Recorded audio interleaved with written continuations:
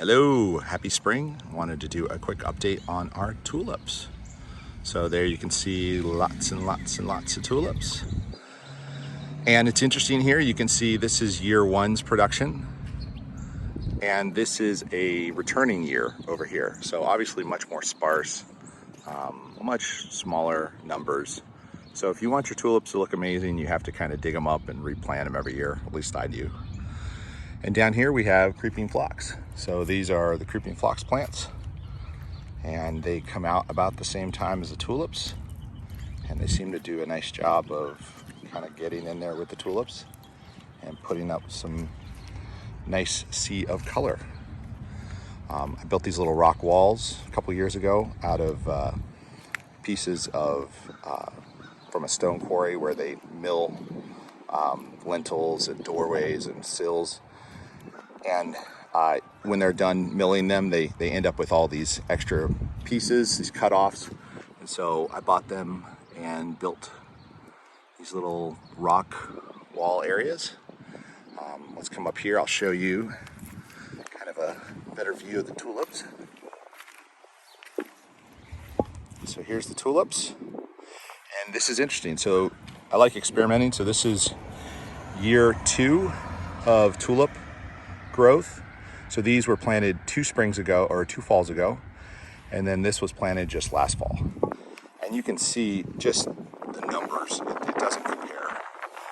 I just mix them together so you get lots and lots and lots of different variations, and they'll come in at different times. So if you can see, like this hasn't even started, and then these are getting towards the end, and this is definitely getting towards the end.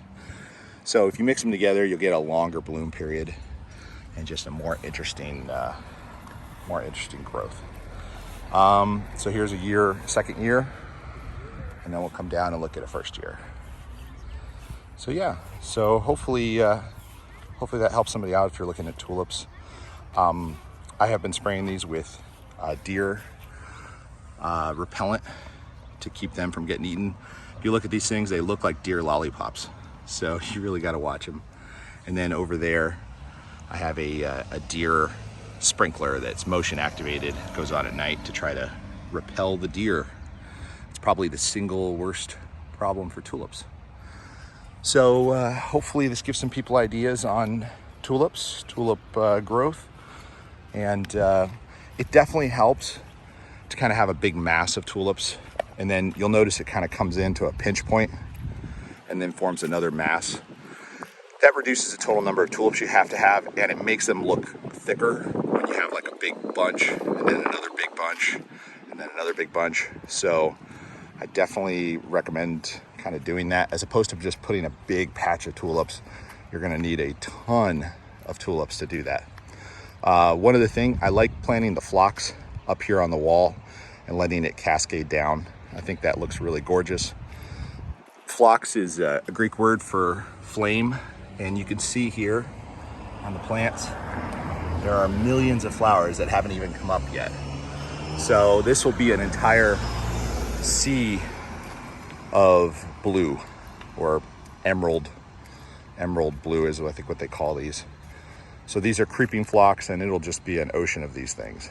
So these I don't have to plant every year, they're perennials. The tulips, obviously you have to re-add to them. All right, I hope that is useful to a fellow gardener out there that wants to do something like this, and enjoy the beautiful spring weather.